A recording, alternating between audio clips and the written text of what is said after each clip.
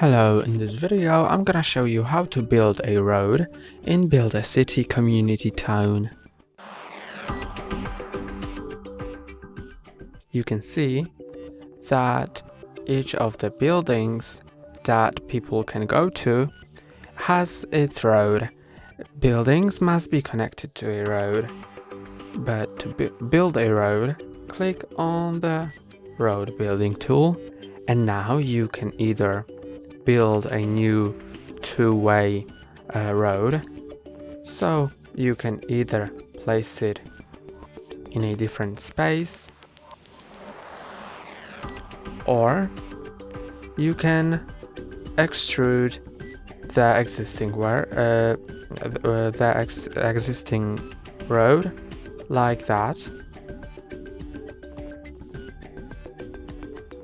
You can also build one-way roads here with this button. The arrow shows you where does the road go. You can tap on it to change the direction.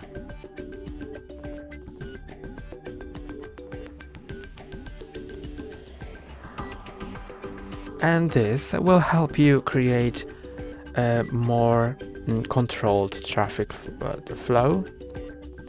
You can use this tool to remove roads like that.